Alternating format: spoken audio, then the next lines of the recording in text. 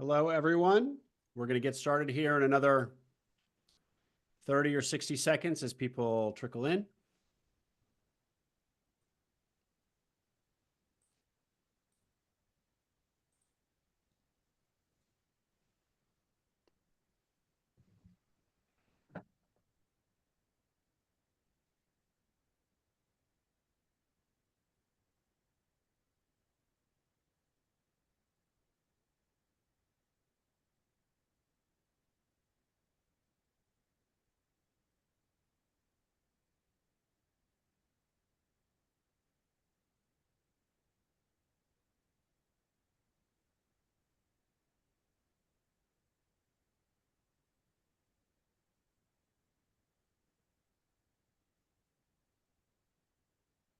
Okay. Welcome, everyone, to this office hours on all the legal aspects of buying a business. Today's topic, the waterfall, the equity waterfall. My name is Will Smith. I'm the host of the podcast Acquiring Minds. Attorneys James David Williams and Bill Barlow are going to host this session. James David and Bill are probably known to many of you by now. They are partners in Barlow and Williams, a practice that specializes in our space in business acquisition, ETA, search, independent sponsorship.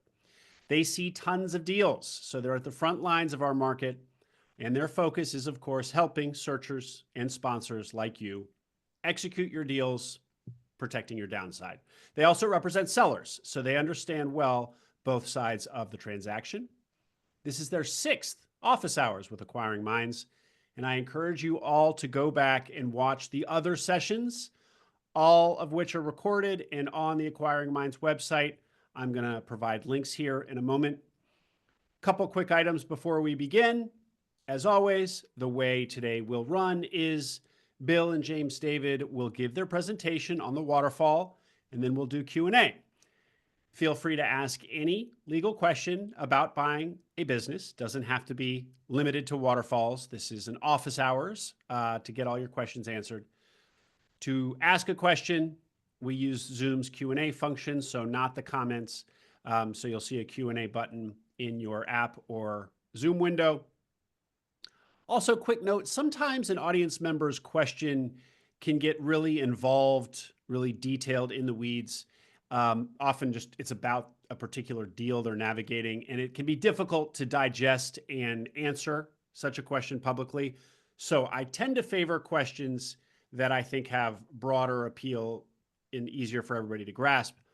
That said, if you have a very detailed question like that, maybe particular to your deal, ask it anyway, because if it doesn't get answered or picked, James, David, and Bill can follow up with you privately. They'll reach out after the webinar to answer it for you. Just make sure that if that is your case, that you've logged in with your name and email and not anonymously, because then, of course, they can't find you or follow up with you.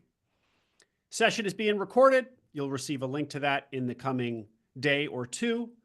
And finally, those links to all 5 previous office hours are in your chat now, as are James, David, and Bill's LinkedIns. Connect with them on LinkedIn and the Barlow and Williams website, so you can check out their services there. They're going to talk to us a little bit about that. And that's it from me. Bill, James, David, all yours. All right. Well, thank you so much, Will, and thank you everyone for coming. So today we're going to be talking about something called the waterfall. And I want to give just a high-level introduction as to what this term means and what it is that we're actually talking about. So when we talk about the waterfall, we're talking about things called distributions. So think about the company that you buy. The company that you buy is making money. Hopefully, if it's not, this is not relevant. The company that you buy is making money, and you use that money to do a variety of things. You pay salary, you pay your vendors, your suppliers. Oftentimes, a lot of your excess money is going to pay down the debt you used in order to acquire the company. So all of those things, although important, are not what we're going to be talking about here. After you've done all of that, you may have money left over. And that is the money that basically accrues to the equity holders. That's the one that you get for owning the business. So when we say distributions, we're not talking about debt, we're not talking about salaries, we're talking about distributions that go out to the people who own the company. A few notes about this is that many times for searchers and certainly for sponsors, the excess cash that's generated is not just returned to investors. Usually it's used to do two things. You're paying down the debt and you're also reinvesting in the business. So you're trying to grow it, you're trying to, hopefully you have many ways to grow the business. So a lot of times what we talk about when we talk about the waterfall comes into place when you have a successful exit. So a classic scenario is you purchase a business, you hold that business for a number of years, and then you exit it. And once you exit, that's when you have to worry about, who actually gets what. And that's where the waterfall comes in. Now, a couple of caveats I want to say about a presentation. Number one, we are lawyers, we are not bankers. So our model is intentionally simple. And if you ask us to run a bunch of different numbers, we will happily refer you to a banker that could help you do that, but that is not our expertise.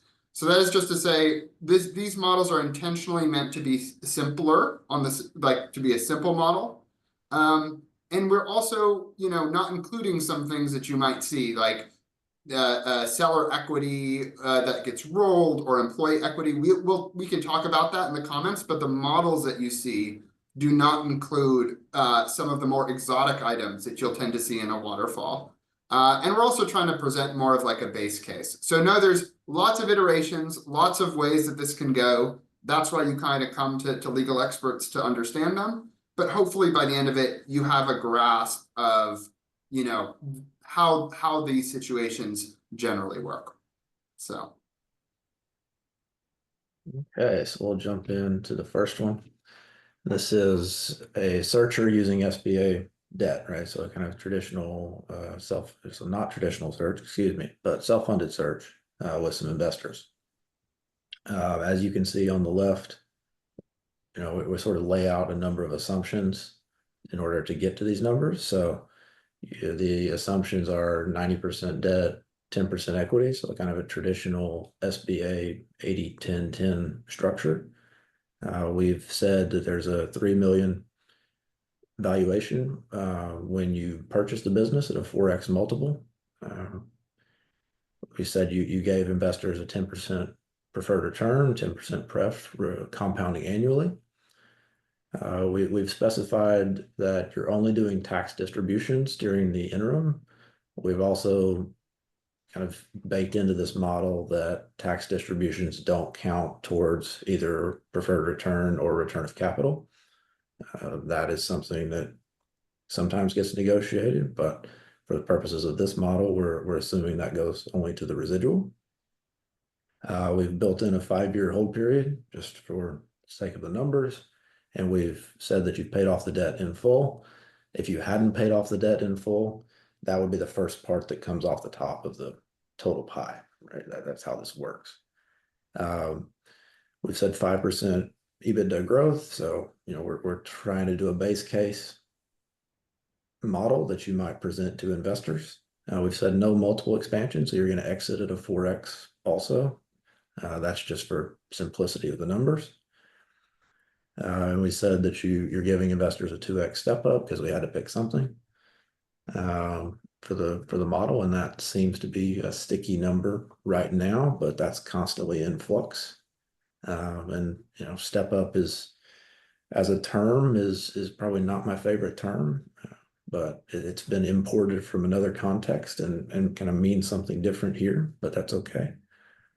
So anyway, the way we've modeled this, you had, and we've also things like transaction fees. We're not, we're assuming those away, right? So for the purposes of this, we're not paying the lawyers, we're not paying the bankers, but in real life, please pay your lawyer.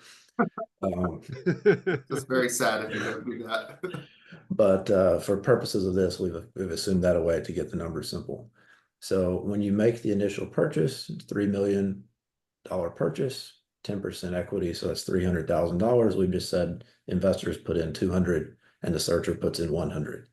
I will say there is no hard and fast rule about how much self-funded searchers put into the deal cash wise. I've seen deals where investors are putting up 90% of the equity. I've seen deals where searchers are putting up 80+% of the equity, right? It's all over the place. So don't be concerned about that. If you have a good deal, you can find investors for it. Investors do like to see that you put skin in the game, right? But that's a relative thing. So anyway, so when we stack the 5%, 5%, 5%, 5%, the $3 million purchase, we're going to sell in 5 years, and we're going to sell it for 3.8 million. So that's what we start with. So the first thing we do is pay the preferred return. That's the first thing that gets paid back. So in this model, we have had the searcher also get preferred return on the searcher capital. That's not always the case, but in this model, that's how we did it. It doesn't. It can have a slight impact at the residual as far as the totals as to whether the searcher gets preferred or not, but it's not often, especially material. So you'll note that it's not, right? So it's 300K was the total capital here, but it's not a round number here in the preferred returns, and that's because the preferred compounds annually. So the balance is increasing. So it's not just simple interest. So you all right, a small thing, but it does come up. So out of that, we got 183,000 that's going to go split 2-to-1 investor to searcher. Then after the preferred return, next comes return of capital. Again, we have the searcher as part of this. That's not always the case, but we chose to do it for this simple model. And that's just the same amounts you put in at the start. So 200K to investors, 100K to searcher. And then, we've opted for a simple model. So if there were employees, if there were a seller rollover, that probably comes into play either in this stage or an intermediary stage between return of capital and residual. Sometimes you'll see seller roll here, but often it would be in the return of capital portion. It's not as common for the seller roll to get a preferred return, but that would be possible too, right? As we've said, there's all kinds of permutations for these. And then we get down to the end and the residual. And the residual, this is where the step up comes into play, right? Before this, the step up, before this part, right? In preferred return of capital, the step up's doesn't matter. But the way step up works in these searcher deals is the investors put in 200,000. So the 200,000 of the 3 million is 6 2/3%, right? So the 2x step up converts to, so now investors will get 13 1/3% here. That's the mechanics of the 2x step up. And then the searcher gets the residual, which is the 86 1/3 or 2/3 or whatever that is. So we end up 349K to the investors, a little under 3 million here to the searcher. So that gives us these totals. And again, and like we're not including a salary for the searcher in here.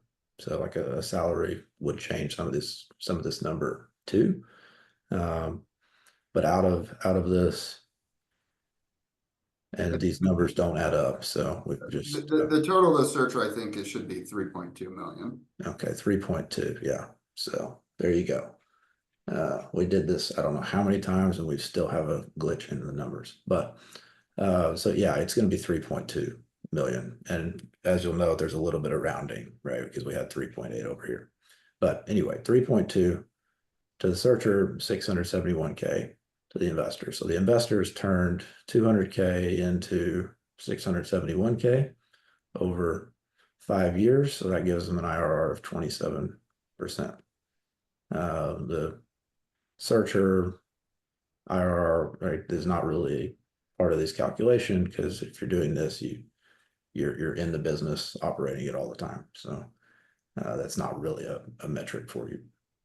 But again, that should be a 3. So we'll probably fix that before we send the slides out. And that is sort of the most kind of close to the most basic version of the searcher model, or the self-funded search with some investors.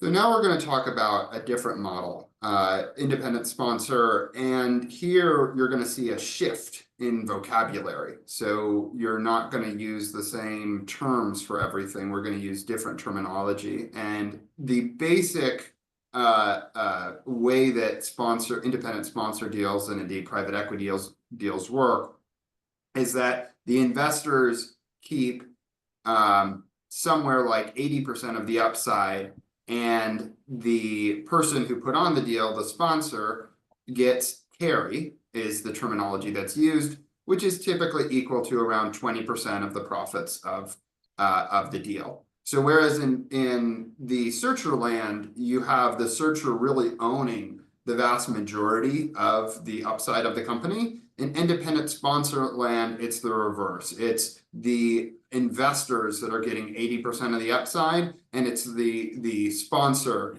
that's taking 20% or some amount of that upside.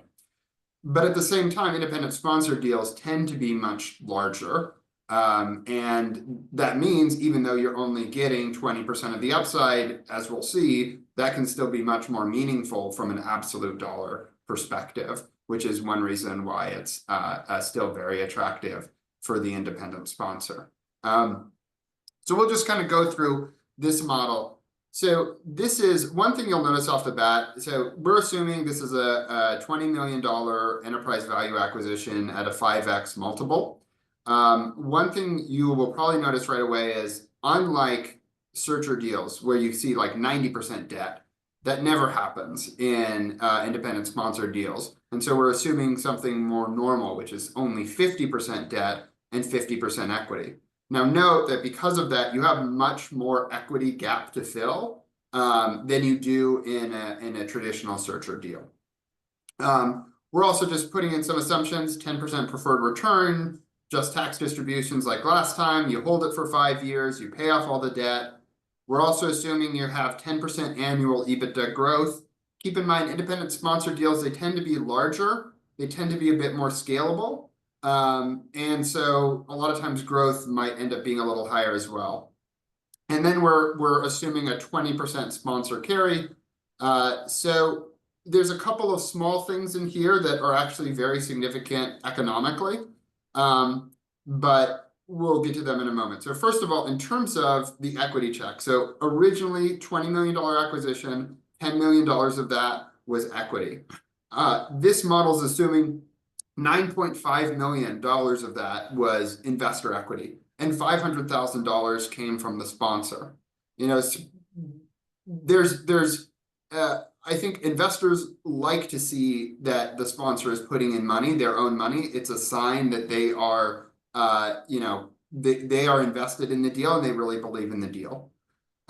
You typically also see something that you don't see in a searcher deal, which is a closing fee that is quote unquote paid to the sponsor. 2% of the overall deal value is kind of a little bit of what market is right now. So in a $20 million deal, that's $400,000. Now, it is possible, and sometimes the sponsor does cash that money and say, thank you very much, I'm going to put that money into my pocket. But that leaves a bad taste in many investors' mouths, and a lot of times they want to reinvest that money into the business because they believe that this is really the best investment opportunity they have. And so our model is assuming that you did that you reinvested in the business. The other thing that's different with independent sponsors is you have something called a management fee. Now, when you are a searcher, you will typically get a salary. And you will usually negotiate with your investor what your salary is going to be because they don't want you to be, taking all the money out of the business in the form of a salary. Here in independent sponsor land, you typically have something that's a management fee. So like 5% of the EBITDA of the business. So that would be about $200,000 per year, which might, increase as the EBITDA increases. That's not part of the waterfall, but that would be money sort of into the pocket of the sponsor to be able to continue to run the business. So all that being said, 5-year hold period, nice growth, debt paid down, have a good exit. What happens at this point? So with all those assumptions, we have $32.21 million in distributions to make. The first thing in the waterfall, and by the way, the way it's called a waterfall is you could think of it like buckets, like you fill up buckets at a time. So the first bucket you have to fill up is the preferred return. So that goes, unsurprisingly, mostly to investors. So 6.35 million, of which 5.8 million goes to investors. The only stuff that's going to the sponsors is because of the money that they put in. So they're getting preferred return on their money that they put in, but they're not getting preferred return on anything else. It's just the money they put in, and it's exact same as with the others. After that bucket has been filled, you go to the next stage of the waterfall, which is return of capital. So we mentioned at the beginning there was a 10 million equity check. The reason this is 10.4 is because you rolled that closing fee in, and we're just assuming that you get to count that for the return of capital. Again, these are negotiated points. So that's the next bucket. 10.4 million goes to return of capital. And then the next part is something that you don't see in searcher deals generally, but you do see very commonly, almost all the time in sponsor deals, which is something called a catch-up. Now, the idea behind a catch-up is this. The overall deal is that the sponsor gets 20% of the upside and that the investors get 80% of the upside. But up to this point, the investors have had more of the upside because they've had the preferred return, and the sponsor hasn't gotten any money on that preferred return, the first step of the waterfall. So the catch-up is there to basically return balance so that after the catch-up, the sponsor has now gotten 20% of the total upside of the company. So that's why that next 1.59 million goes to the sponsor. So it goes usually basically all the LPs, then return of capital, also the LPs. LP, by the way, is just a name for limited partner or investor. It's a very common term to use. And then after that, that next part, 100% goes to the sponsor. And now we're in the final part of the waterfall, the residual. And this is where the kind of, famous 80-20 split comes into being. 80% goes to the investors, 20% goes to the sponsor. Now, if the sponsor has put in money, the sponsor ends up getting a little bit more than that because they're getting credit for their LP interest or the investment they put in. But in general, that's the split. It's 80-20. So, here we kind of just, in the upper right, we have, the total amount that came out to investors, 25.4 million. They put in 10 million. They got out 25.4 million. They got a 22% IRR. The sponsor got 6.77 million at the end of this as well. Has a lot of nice, walk home after all of that. Anyway, so we know we've talked about a lot of things, and we know that there's probably lots of questions, but this is sort of how the waterfall typically works. And so, yeah, hopefully that gives you a bit of a primer on all those things. Awesome, guys. Fantastic. Questions are pouring in. We ready? Oh boy. And do any of the questions say we did the Excel wrong? Well, is that in the chat yet? You're probably right. I, You're probably right. It's probably, there may be a glitch somewhere. So we're not Excel wizards, as we say, right? Our job, frankly, when we look at operating agreements that have these waterfalls often, right, is just to make sure that all of the wording matches what was in the term sheet. And it it's these waterfalls often take up pages. They can take up pages of an operating agreement. And it's very important. It's very technical. It's very tedious, but it's the most important part in some ways. So we don't do Excel, but we do make sure that what's in the Word docs actually matches what it's supposed to be from the term sheet. So if there are glitches in Excel, forgive us. well, and just to echo that, there's subtlety to some of the concepts here. There's a lot of room for error. Uh, and unfortunately, this is also where everybody gets paid. So it's also the most important part of the entire thing. And yet also very error prone, even by bankers and private equity analysts and people who do deals for a living. So this is the waterfall as a concept. And I love, Bill, your visual of like the big bucket pouring down into the buckets, and as it kind of flows down and fills buckets, it goes to the next bucket. It's perfect. That is exactly where the term came from. It's a great visual. Conceptually, it's pretty straightforward, but the devil in this one is certainly in the details. And I'll just call out an example: the ketchup that you talk about there, the the little bucket there on the independent sponsor. That ketchup thing, that's a subtler concept. You might want to, audience, just watch a YouTube video or three on it. And it's also negotiated. It's not always there. But that's just a perfect example of all of these things are negotiated. And they really also affect the returns. So the return profile changes a lot, even though that looks like a little sliver.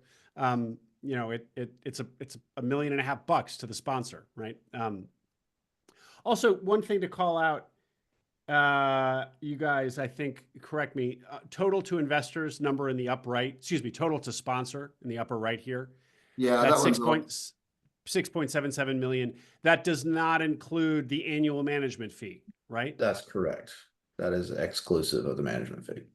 So, and just to call this out, this is a side point to the concept of waterfalls. This is why the independent sponsor model can be quite powerful for the sponsor, because they're also getting a great management fee all the while. 5% of, well, that's so that of 5% of EBITDA in that case would just be $50,000 a year. But what you'll often see, 200,000. 5%, The 5%. EBITDA, at a 5x multiple, you have 4 million EBITDA. So 4 million, 5% of that is 200,000. Thank you, Bill. There Sorry. we go. No, thank you. I was just glancing 5% of $1 million. So thank you for correcting me. No. So $200,000 up to, often it will have a floor and a cap of what the management fee to the sponsor is. So it won't go below a certain floor, even if EBITDA dips below that. But it also won't go above, even if EBITDA goes to the moon. But the band can be 250 to call it 750. So a sponsor could be making 250, $500,000 a year, not even being the operator of this business. Now they'll be involved. That's, and to what degree varies deal by deal by deal. But pretty amazing to think that you could be earning $250,000 a year, $500,000 a year more, not even being the owner operator of a business, not the operator of a business, and still have this be working toward this payday at the very end. It's quite a model. Okay, that's enough for me. Boy, where to start with these 33 questions? Let's see. Actually, thank you, Charlie. This was the question I actually meant to ask this question. And we had talked about it earlier in the pre-call, guys. Upon exit, who actually ensures this is executed properly? Like what entity, or is it a service provider? to the point of this being so delicate and so there's so much room for error, and yet it's where everybody gets paid. What does the mechanics of that look like? Yeah, so this is something that kind of everybody's eyes realistically should be on. So when you're exiting, it's really on you as the searcher or sponsor to make sure that the waterfall is done correctly and you're correctly doing those calculations. That being said, number one, often investors will double check. Number two, the buyer will often want to double check because they don't want to get involved in any fight if there's a problem with the waterfall. And so what we like to do, and in fact have done, is attach as a schedule, basically, here's how much is going to whom. And that way it's super clear, that this is what it's agreed to. There are some softwares that do it, like, but sometimes they're not necessarily used as much in independent sponsor context. Like Carta makes it really easy to create these waterfalls, but those are more traditionally used in VC-backed deals as opposed to like an independent sponsor type deal. And I'm sure there is software other places that like helps you do this, but usually it comes down to, some person with a finance background having an Excel spreadsheet, double checking it a bunch of times, and then sending it and have other people double check it. So. Great. I'm seeing this. I feel like this is something I should know. Paid in kind. I'm seeing PIK, paid in kind, a lot in the questions. What does that mean? So PIK interest is when you get PIK interest, which is actually sort of how preferred returns work, it means that you're not actually paying out the interest. So the preferred return that the investors get in both scenarios, they're not actually getting that 10% interest sent to them every year. When it's paid in kind or PIK, that means that it's basically being rolled back into the principal and you're just accruing interest on it. So, PIK is just a different term for allowing you to do that. And the idea of that oftentimes investors don't want to be receiving their preferred return back before the exit because from their perspective, they're like, you should be reinvesting this in the business and making me more money than just like sending me a check of 10% of my principal every year. So that's generally not how it works. You generally don't send out the preferred return like every year the way that you would a debt instrument, for instance. And just the sort of capital allocation philosophy there would be if I'm an LP, an investor in a deal, and the sponsor wants to pay me my interest, what that they'd otherwise be accumulating 10% interest on, it's communicating that they can't find a better use than 10% growth of those funds otherwise. So the best capital allocation is to pay down that debt at 10% rather than find another way to reinvest in the business that generates more than 10%. A quite negative signal for the future prospects of the business. Right. Guys, so one big simplification. Well, it's actually not that big of a simplification, but one of the simplifications you did is that all the debt had been paid back in both cases here, and that's probably not going to be the case in most cases. There's still going to be balance there. Where would that happen? What bucket is that? Show that, please. Yeah, so the debt would get paid first. So debt would be paid in this case, it would go a new bucket right here before preferred return. Right? So you pay off all the debt and then you distribute out what's left. The waterfall is only about what's left over after all the debts, which includes anything to employees, anything to a bank, all the debts, vendor debt, whatever. And then the waterfall only takes effect after all that. We just assumed it away to make it simpler. And one way to think, you'll hear language, of course, senior debt, junior debt. You'll hear above so-and-so, so-and-so person on the cap table is above somebody else on the cap table, above and below, this kind of vertical sense. And again, it's kind of the waterfall, but if you look at this slide and you flip it 90 degrees and you see the orange bars kind of stacked vertically, it's the order in which everybody is getting paid from top to bottom.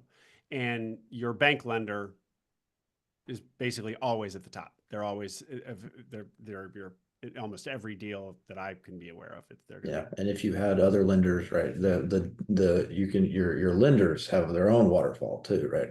It's something referred to as a debt stack, right? This is the capital stack, but there's also a debt stack. So if you've got senior lenders and then you've got junior lenders underneath that, right?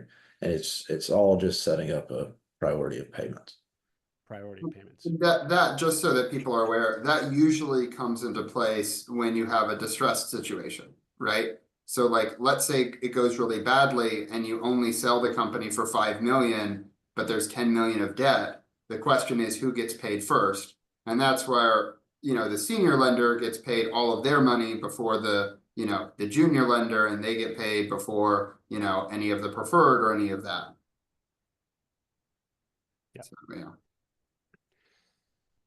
yeah. Bill, can you zoom in on the step up math of a self-funded deal? Also, you mentioned this term was brought in from another context. What is the history with this? Wow, how deja vu here. Yes. So the term step up originated in search or traditional search deals.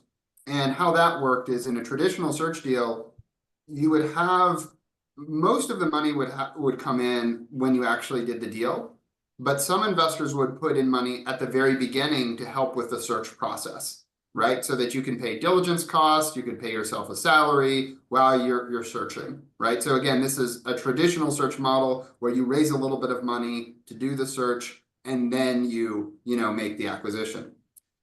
You're taking on more risk when you fund a traditional searcher at the beginning. So often what they would do is they'd say, I need a 1.5x step up, meaning, if I'm giving you money at the beginning of your search, that's riskier. So if I give you $100 at the beginning of your search, when that gets rolled into the equity in the actual acquisition, it's as if I did $150 at the time of acquisition. I get that step up. So that's what originally it meant. Somehow, because finance is just a world of battling terminology that frankly is often used to gatekeep people, the term step up has taken on a completely different meaning. So now it still has the same meaning in traditional search. It still has the totally same meaning there. But within self-funded search, SBA deals, what step up means is how much money is an investor putting in to the overall deal versus how much equity they're getting in the overall deal.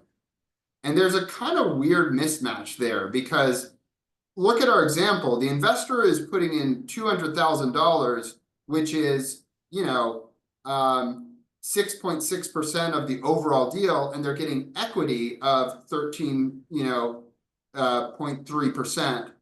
And that's the step up. You're going from 6.7 to 13. But also there's kind of some black magic going on because they're actually putting in 66% of the total equity. And, so it's kind of comparing apples to oranges. But that's just the terminology as it's developed in the market. Hopefully that makes sense. So basically, if you want to calculate a step up in self-funded search, look at how much money the investor is putting in to the overall acquisition price, and then take that percentage, times it by 2, and that's how much equity they get in the company as a whole. So thank you, Bill. Thank you.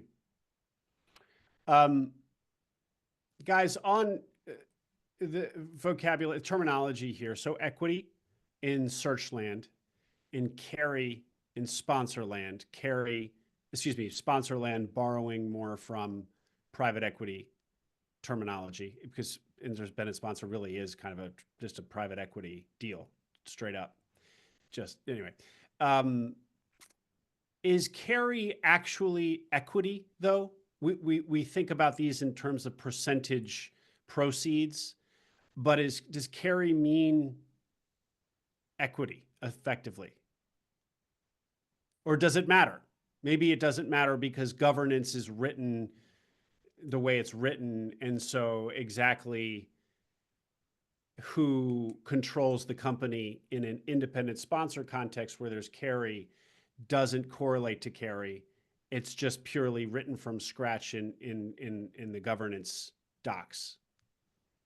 So I'll say two things. First of all, you're right. There is a difference between control. So the GP or the independent sponsor who has only 20% carry often still retains effectively control over it. So even though you have only 20% carry, you're controlling the destiny of this company. Is it equity? I mean, for all intents and purposes, it's upside in the company. I will give you one reason why, or well, a couple reasons why carry is not used in independent sponsor deals, or sorry, in self-funded searcher deals.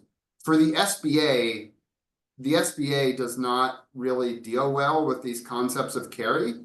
And so they just want to know who owns it. And they're going to slap a personal guarantee on anybody who owns, at least 20% of the deal. And so that's a constraint that's happening there. The other thing that you'll see, I'll just mention this, is there are certain times where, you might have a benefit from an owner that is, there are benefits for veteran-owned businesses, for example, right? And if you have a 20% carry model, they might not qualify for those benefits, even though they're controlling the business.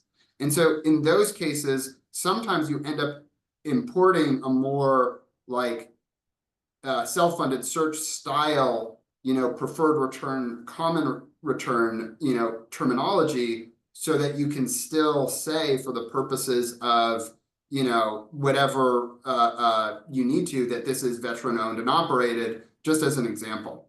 So sometimes it actually does matter, especially if you're dealing with government contracts. And then you kind of have to be careful about how you structure things.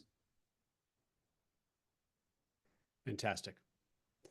Got a couple questions that people can't highlight and copy the links I put into the chat. I've had weirdness with Zoom before. In my Zoom here, if you kind of to the right of my big chat bubble in the comment, there's an ellipse. And if you click it, it gives you the option to copy it.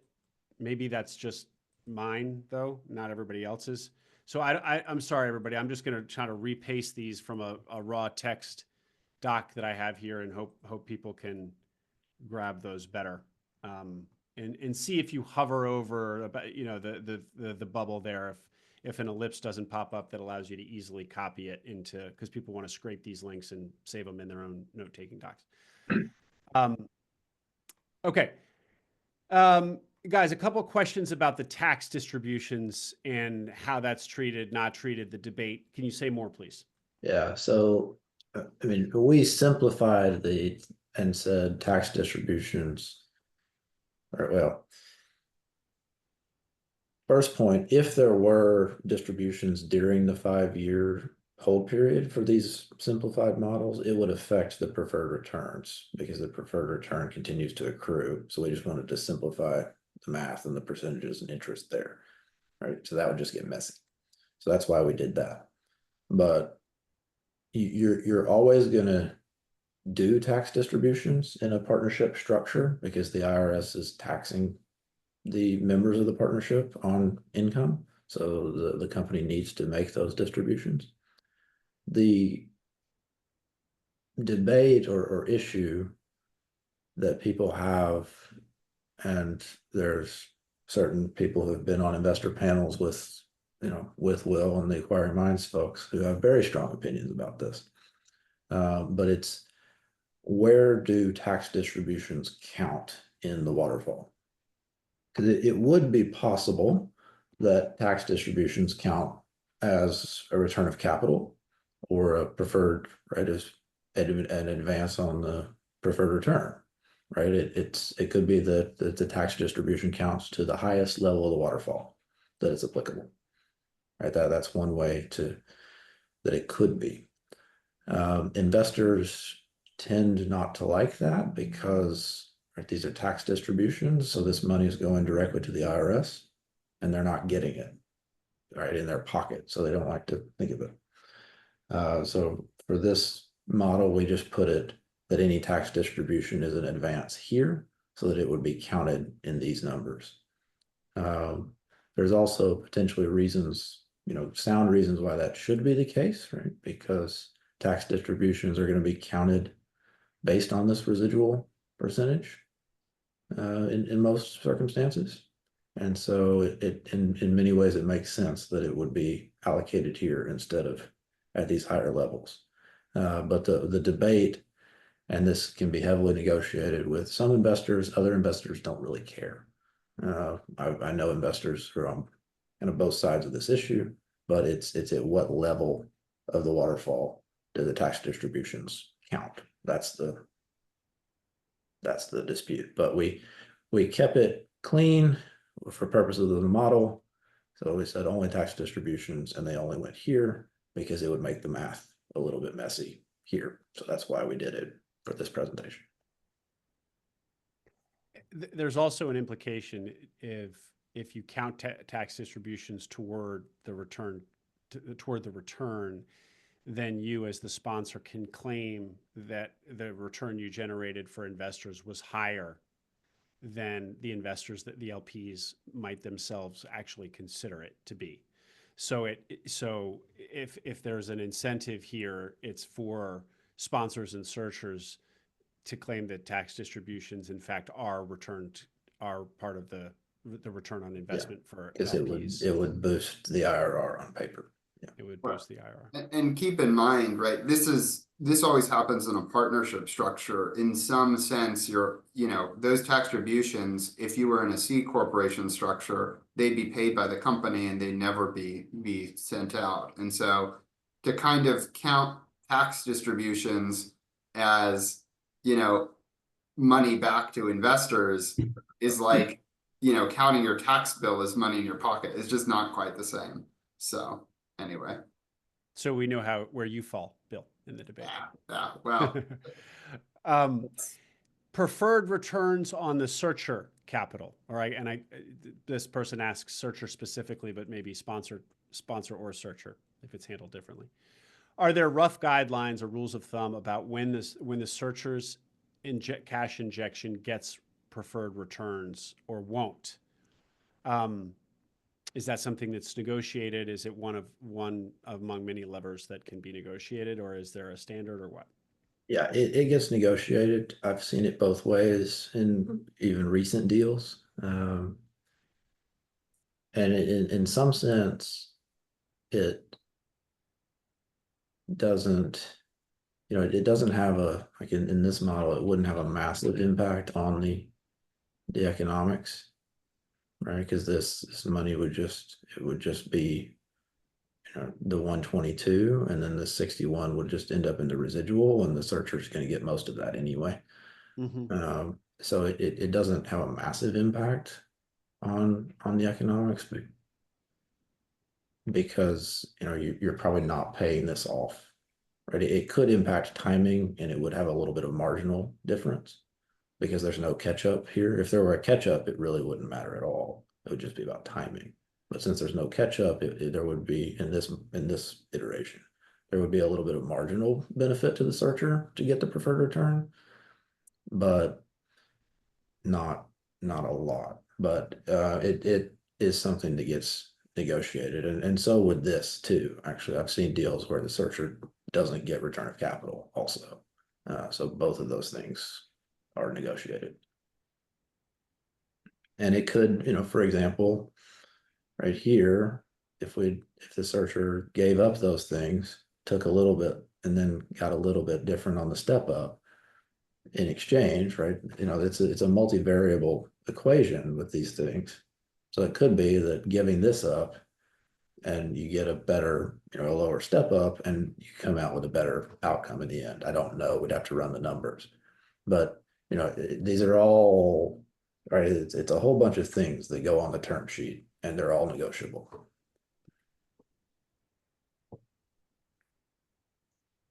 Speaking about searcher income pre-exit, Bill touched on salary for searcher, for the searcher running the business being negotiated with investors. You had said, Bill, investors aren't going to want to let you just bleed the company to pay yourself $500,000 as salary, can you expand on the frequency that searchers running the a normal self-funded search? Uh, Sorry, I butchered their language here. Annual bonuses as it pertains to compensation in self-funded search. What do you see? I get and how do investors, both investors and lenders, what do you see out there? Those parties being cool with, and what's market? What do you see?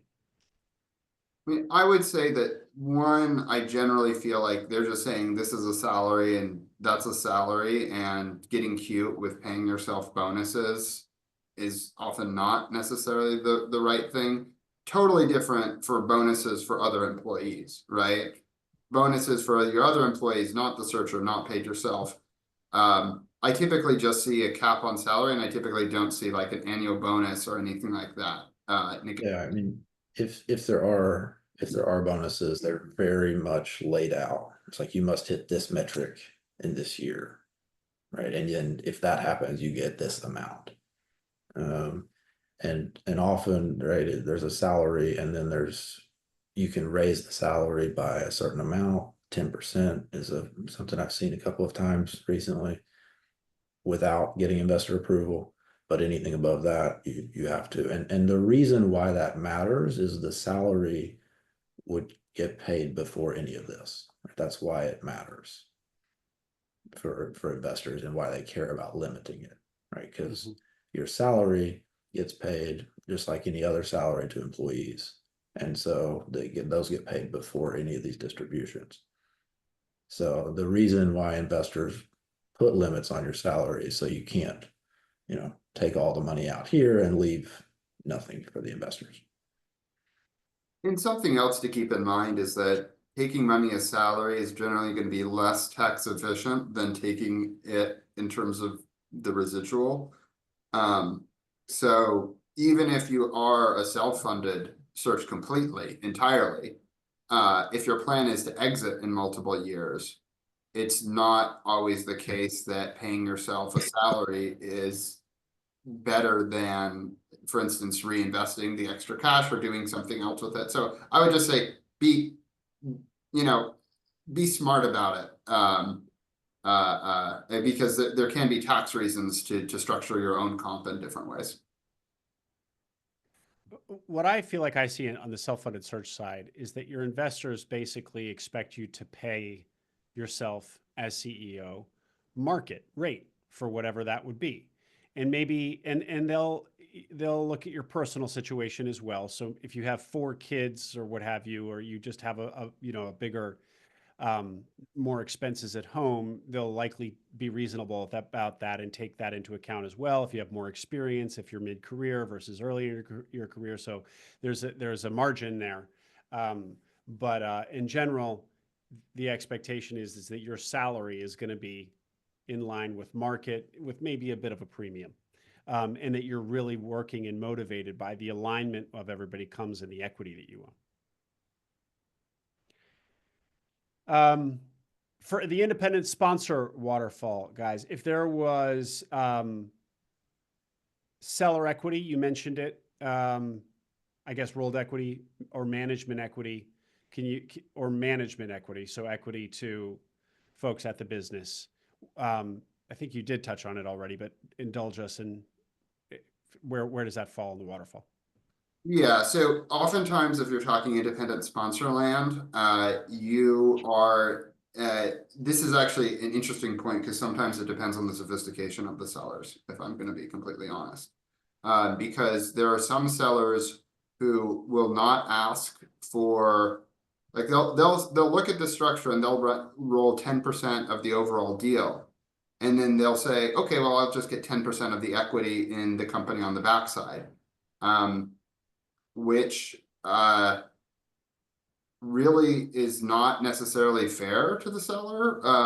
Well, because 10% of the overall deal is actually 20% of the equity, right? So I would say when I am seller counsel, I am always pushing for the roll to be counted exactly the same as if they put in that amount of cash as an LP investor, right?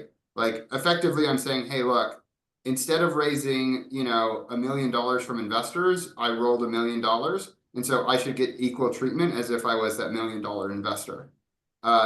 Some sellers do not necessarily think of it that way, and they kind of have a little bit of a different structure that ends up happening. Yeah. Sometimes they might even participate in the carry if they're doing operations.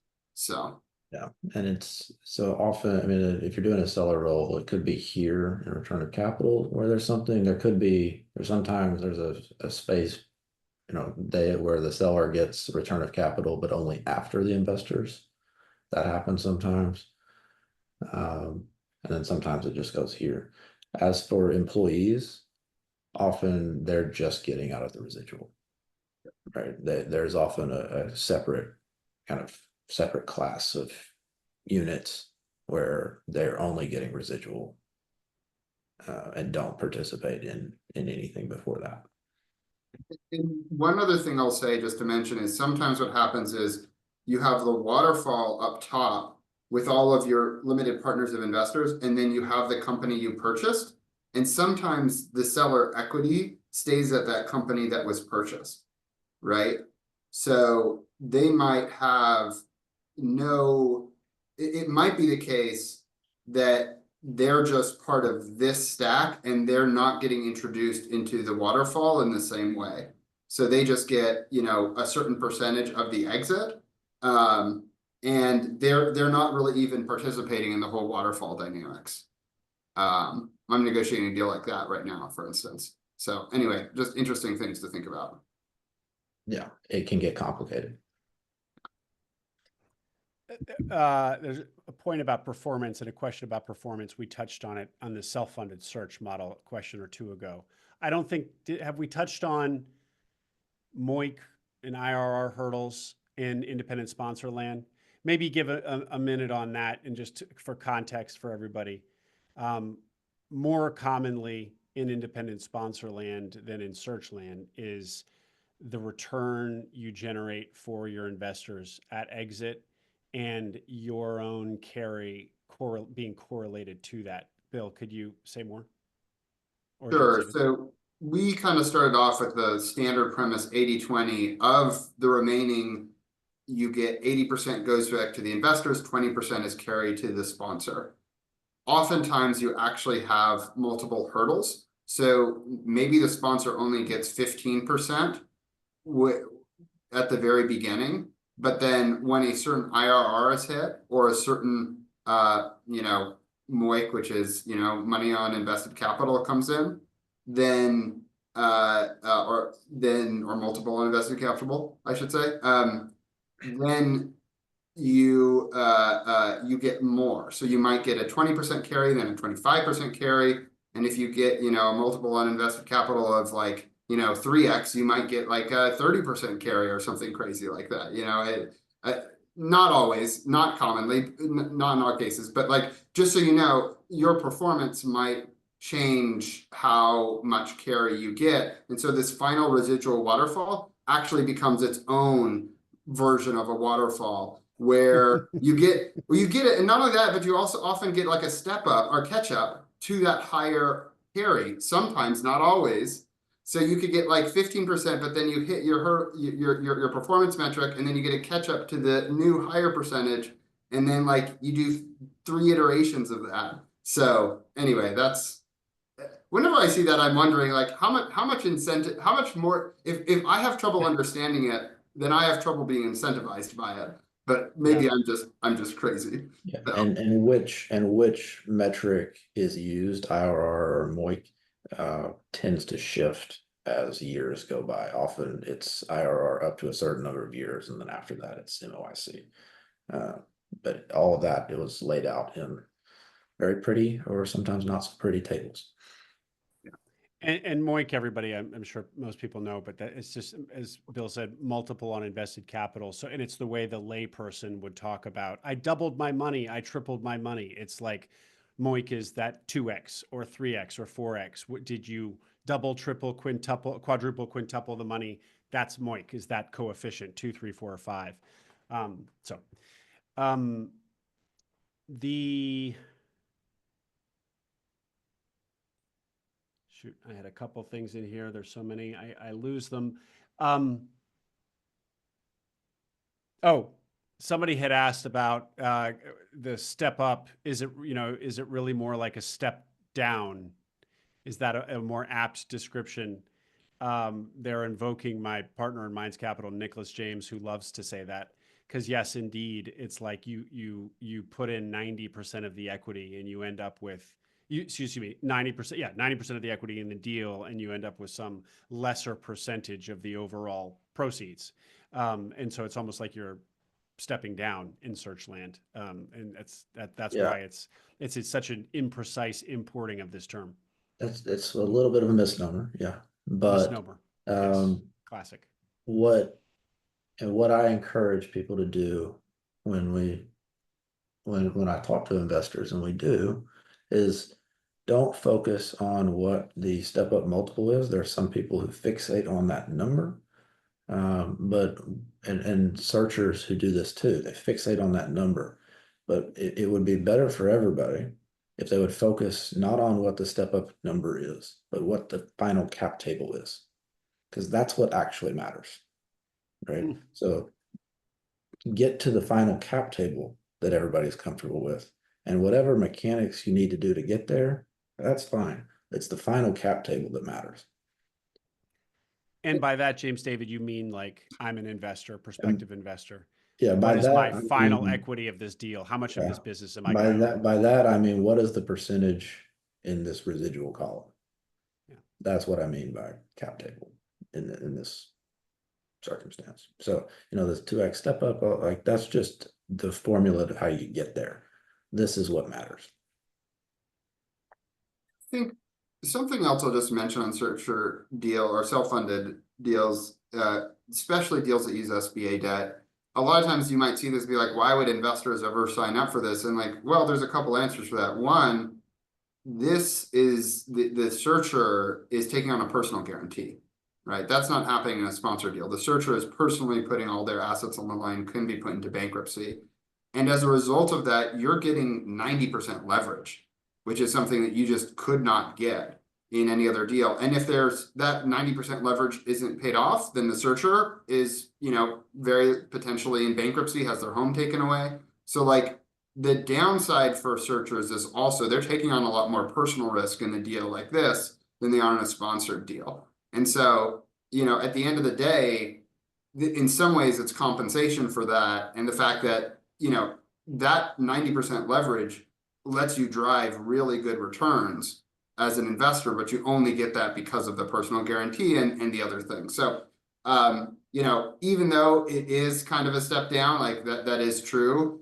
Also keep in mind, if you're an investor and you say, well, I'm going to demand a 3x step up, you're going to have a hard time investing in deals because there are other people that are willing to do things at kind of lower multiples sometimes. So just something to keep in mind. Yeah.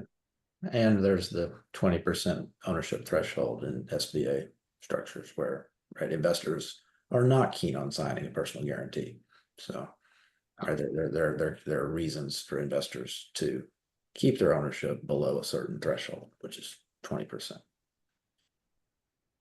And I'll also add that one way I've heard this characterized, I have this correct, from Tony Kappert, big investor in self-funded search land, is that the step up is also, so the 90% leverage, of course, leverage juices returns. 90% leverage that the SB enables really juices returns. And so the step up is you searcher, enabling your investors to participate in that juicing, participate in that leverage. Where it's really where the pop in these deals can come from. So it's, yeah.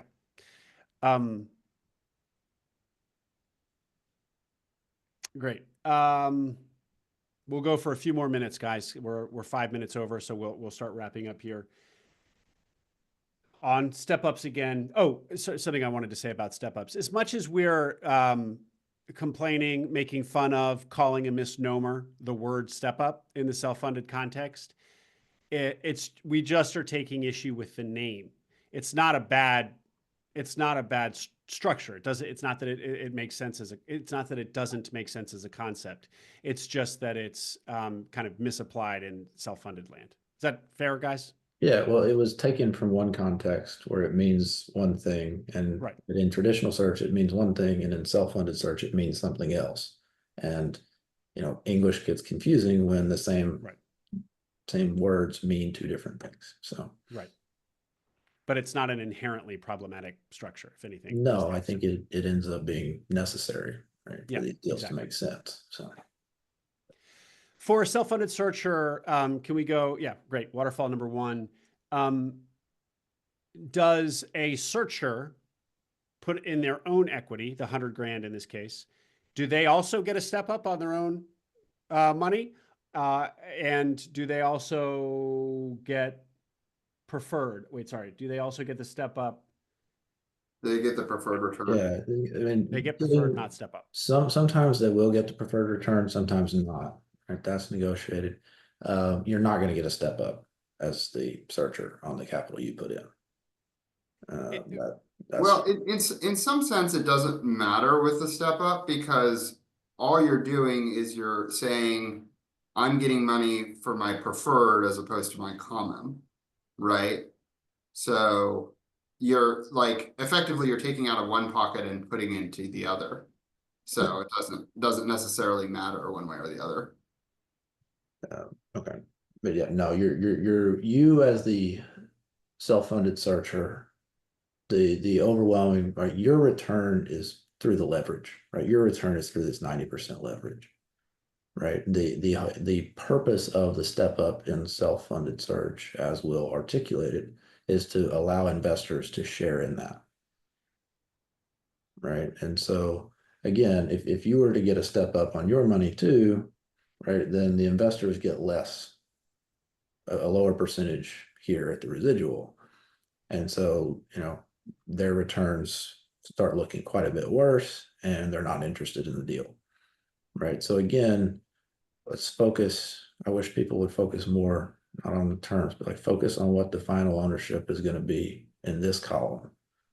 And if people do that, how you get there, whatever, but focus on this, and then we'll see if the deal makes sense to everybody.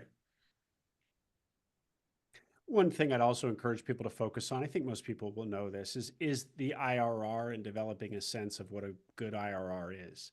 People who come into this world don't necessarily, is 10, 20, 30, 100? What am I looking for here?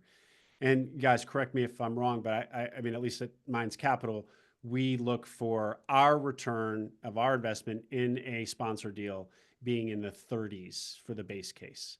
So investors in this world just aren't going to get out of bed for, I mean, really in the 30s is what you're looking at. Maybe high 20s if it seems like it's just a super safe, super low risk deal.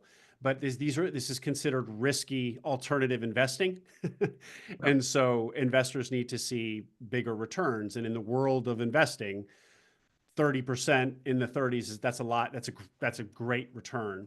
But it needs to be there because that's how you induce this capital to come to you and be placed in what is considered a very risky asset class compared to the public markets, for example, or treasuries.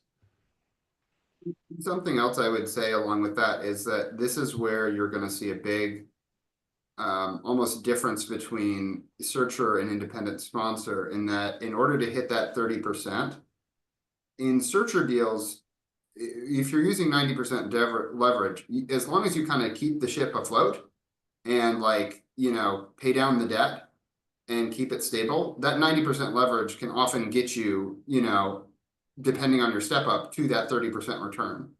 In independent sponsor deals, you actually have to have a pretty strong like operational idea about what you're going to do with the business, because if you just buy the business with 50% leverage and pay down the debt, you're not going to get very good returns, right? Like, you need to actually have a plan to grow the business in order to get investors that 30% that they're excited about. So just keep that in mind, is that in some ways the sort of thesis is different between the two, or you have to have a much more of a growth mindset in independent sponsor deals, I would say, compared to self-funded search. I don't know if that tracks what you kind of think of, Will, but It's such a good point, Bill. I'm so glad you said it. And it's just a reminder that self-funded search is a great effing deal. And I try not to cuss on here, but I mean, it deserves the emphasis. Let's just say crudely, a $3 million business, $3 million enterprise business, you need to bring 10% you searcher of equity. Let's say, forget it, investors, say you just bring it yourself. You have $300,000 liquid, and then you're going to operate that business and pay yourself $150, $200 a year. So you're going to earn a salary commensurate with, you're going to earn a salary that you might otherwise get in corporate all the while. And at the end of 10 years, even if you just keep the thing flat, you will have a $3 million asset for a $300,000 investment. It's without having to grow it. Just don't run it into the ground. That's an amazing deal. yeah, So, absolutely. and the mathematics is not that in sponsor land. Going back to Bill's central point, in sponsor land, you need to show growth. You need to show a real plan of growth. So, Absolutely. all right, it's 1:12. So maybe one last question, guys. Here, if you're a self-funded searcher and you take on investors that include preferred equity. Okay, so self-funded search, I've taken on investors. Can you talk a little bit about what it would look like to unwind them if you opt to hold and run the business with no planned exit? So I'm a forever searcher, but I've taken investors. Investors want their money back at some point. They're not going to be along with me for the duration of my career running this thing. How to handle this? So there are two things. First of all, oftentimes investors will ask for a put option, right? They want the ability to sell and get liquidity. And that should be pretty non-controversial, because, it doesn't make sense unless you're really close to them to have them be an investor forever. What gets more tricky is for you to have the ability to buy them out, because if you have the ability to buy them out, then if the business goes really, really well, there could be a potential issue there where you do that. Now, can you come up with mechanisms to do it? Yes. Third-party appraisers. Sometimes if it's a very stable business and it's known exactly what it is, you pre-agree to a multiple and you can do stuff like that. But just know that investors, that's going to be a very significant point of conversation with investors, is how you price that, because they don't want a situation where they put in all this risk and then you just buy them out just as it's like, getting going good. Yeah, I mean, a call option is going to be a non-starter for any sophisticated investor. But mechanically, how it would work if you were to buy them out. I mean, ideally, you can just agree on a valuation and then buy them out. That's the best. And people, when people think about a put right, they sometimes think about, well, I'm going to be having to pay all this cash all at once as the searcher, and that's not necessarily the case. Or you often will pay it over time, right? So it's not a lump sum payment that's like going to ruin, send the business into bankruptcy. Like that's not what this is. But mechanically, what you would do is just if you can agree on a valuation, you just sort of do the calculation of what they would get, and then that's the amount, and then it's paid according to, some kind of promissory note or whatever structure. Right. So you would do it, in this, you would do the little, whatever that investor was, or maybe it's all the investors and that's the amount, and you move to the next, and you just take their slices of each part of the waterfall and pay it out. It is how it works mechanically. Yeah. So just to double click on that, I mean, or to highlight it, the put option is the answer, and you're offering a formula by which your investors can get their money out at some agreed upon structure sometime in the future, so they know they can get their money back. And as James David says, it's not going to be they're going to stroke you a check. It'll be over a year, over 2 years, whatever that money is.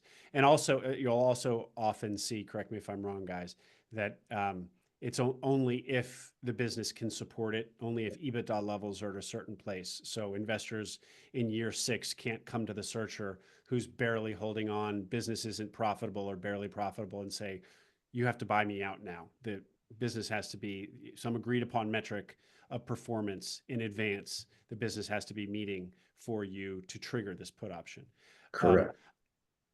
And And I it's would say, often not exercisable until, you're 5 years, 7 years from, right? It's not something that's going to happen immediately either. I would say about the put option, you hear about it more and more now, and it seems to be becoming standard. And it seems like a pretty elegant, clean structure and way to handle this. So it might be just good for you, searcher, to offer anyway, as just a best practice, because it shows what you're doing, that you're following market terms, and that you're being sensitive to the needs of your LPs, of your investors, which is that you're sensitive to the fact that they need to that they want to get their money out at some point, Yeah. and they're not just giving you money so that you can have a career running this business forever. And one of the questions we got in last month's webinar that I answered individually, but didn't get answered to everybody. There was a perception that this is unfair, right? That your investors can get out.